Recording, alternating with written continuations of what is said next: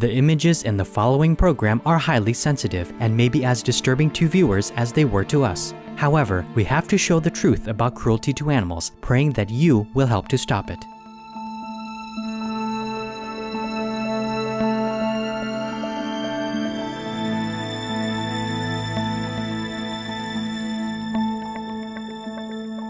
We found Soccer, our pet cat of 12 years, in this inhumane steel trap, killed instantly or not, we have no idea. And it's causing severe tissue damage, it's causing loss of limbs, it's causing animals to be exposed to sub-zero temperatures, dehydration, all kinds of pain and things that go along with that.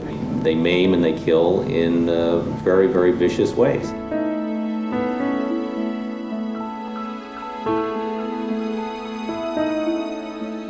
This is the Stop Animal Cruelty series on Supreme Master Television. Today, we will show excerpts from the award-winning documentary Cull of the Wild, The Truth Behind Trapping, a film that examines the fur trapping industry in the USA. Trapping is an utterly heinous and indefensible practice that exploits wild animals in the name of pure greed and profit.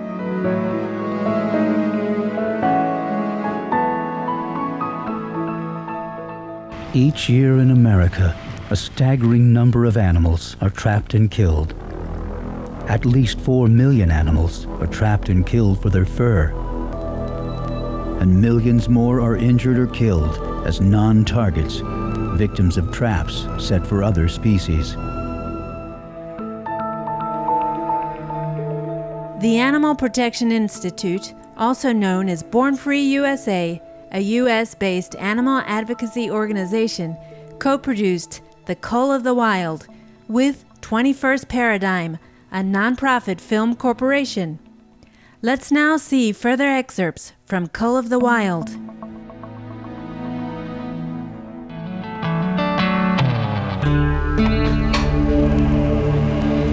Well, this is a mess in here.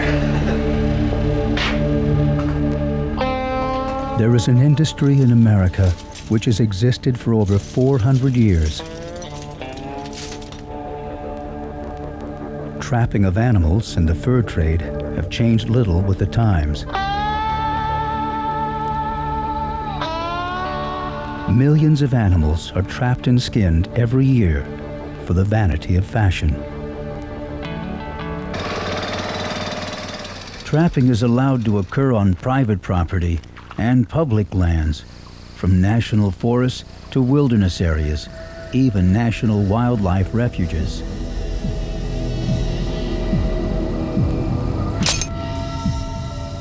There are 3 basic types of traps: the snare, conibear, and the most widely used, the steel-jawed leg hold. But there it is in its set position. The jaws are open.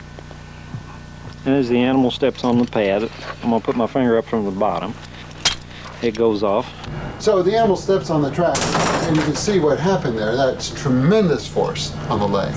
That tremendous force, first of all, is extremely damaging. It can be extremely damaging to the leg. It can actually sever the skin, sever tendons. It can actually cause broken bones. Immediately the trapped jaw is snapping shut on the limb. The animal who's trapped, being a wild animal and restraint being the worst thing you could ever do to a wild animal, immediately jumps. They run and lunge with this trap attached to their leg. In so doing, they cause further damage to the leg, and they frequently, that's one of the big things that are found, is dislocation of the joints. The animal lunges and tries to get away, can't get away. So what's the next thing to do? Try to bite at the trap. Well, you can imagine what happens when teeth bite against hard metal. Teeth break, and that's another source of pain for them. They can't get away. So then the next thing to do is to bite at their leg. They may chew sufficiently on their leg to actually sever the leg from the trap. The trapper will come to the set and find that there's a leg there, that the animal's chewed it off, broken it off, twisted it off. The snare, a primitive wire noose. An animal gets caught around a limb or around the neck, depending on how it's set and what kind of bait is used to entice the animal to get in there. And then when they pull, you can see that gets the snare tighter and tighter and tighter. If it's around the neck, it takes quite a bit of time before it actually kills the animal. If it's around the leg, of course, it just holds the animal until the trapper comes and kills her or him. I've had a little bit of experience with some cable snares that I ran into in Alaska. Apparently someone had put them out to trap wolves just outside of Denali National Park, and they had set up a double trap or a double snare set, and the wolf, when it was caught, struggled so much and then got caught in the extra traps that it really tore the animal apart. He tore himself apart struggling with these. Snares are diabolical inventions. Promoted as a humane alternative, the conibear, conceived with the intention of crushing the animal's spine. In order for them to be instant kill traps, the jaws have to snap down somewhere along the upper part of the spinal cord in order to cause an instantaneous death. Rarely do the animals get into that kind of a position. Most of the time when I've seen animals trapped like this, their body is crushed, their spinal cord is partially crushed, but it's too low down to cause them to die. Padded traps are actually an offense to one's intelligence. There's this narrow piece of rubber on either jaw, but you still have the same degree of force that's necessary to hold the leg. An offset trap has a piece of metal or a little burr of metal that prevents the jaws closing completely. There might be an 1/8 of an inch to 3/8 of an inch gap between the one side of the jaw and the other. This is absolutely nonsensical because when you think about it, the jaws have met the animal's leg long before this offset could have any effect. It's simple physics. It just defies logic why people would think that an offset trap would be humane. As a veterinarian, I look at the trap as an abominable device that just cannot be allowed to be used just because it is unconscionably cruel. Traps are frequently set in water to cause death by drowning. The National Trappers Association euphemistically describes drowning as carbon dioxide narcosis and promotes this as a humane method of killing aquatic mammals. He bit his tongue against that trap. With aquatic animals like beavers, they're able to hold their breath, if you will, for a much longer time than a land animal would. So therefore, they feel the effects of being restrained underwater for a much longer time. It can be up to 12 minutes.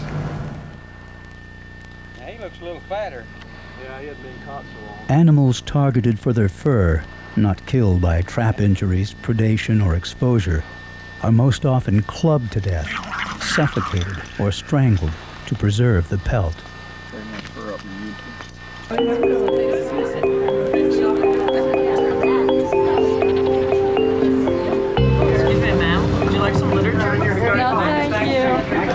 An increasing number of citizens have recognized trapping for what it is. In response to this growing enlightenment, a social movement continues to gather momentum. Shame! Shame! Shame on you! Surveys show an overwhelming majority of Americans oppose trapping animals for their fur. Many of these trappers in many states do not have to be licensed, and yet they're using these same body-crushing devices in urban and suburban settings. Increasing public opposition has encouraged progressive legislators to fight for meaningful industry regulation. Bringing these indiscriminate traps into suburban areas is an incredible mistake. I mean, we're not going to see not only the continued degradation of the wildlife and pets, but we're probably going to see kids, adults who are killed or seriously injured by these devices. Studies show for every one animal intended to be caught with a trap, up to 10 non-target animals may be unintentionally killed. One of the big problems with the traps, of course, despite claims to the contrary, is that they, by their very nature, are non-selective in what they catch. And I think this is evidenced by the fact that we see eagles and owls and hawks of various types that are caught in traps. And of course, we only see the birds that people bring to us. We believe that that's probably the tip of the iceberg. I have no idea how many more birds are out there that are killed directly or are left to die, or worse yet, really in most cases, are released again with the thought that they will be okay. But we know from our experiences in dealing with these birds medically that most trap injuries are very severe. They always result in the loss of any portion of the limb that's below the trap injury site itself. Trapping has brought many species to the brink of extinction, including wolves, beaver, sea otter, and lynx. The U.S. Forest Service, as recently as 1999, conceded lynx are extremely susceptible to trapping. And where permitted, trapping is a significant source of mortality. Charles Darwin, as early as 1863, was alerting people to the brutality of trapping. We shall be told that setting steel traps is the only way to preserve game, but we cannot believe that Englishmen, when their attention is once drawn to the case, will let even this motive weigh against so fearful an amount of cruelty. 88 countries, including the member nations of the European Union, have banned leg-hold traps. Voters of several American states have had to resort to the public ballot initiative process to stop the use of these cruel and indiscriminate devices. We have to get people involved to go to their elected legislators and say, look, we won't tolerate this anymore. As we begin the 21st century, the ethical issue lingers.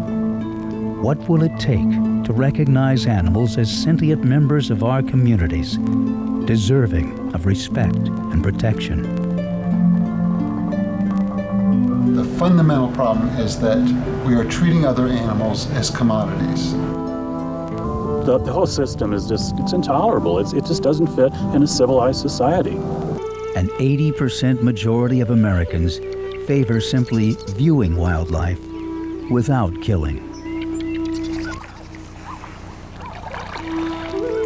To stop the vicious trapping industry, please say no to all fur products.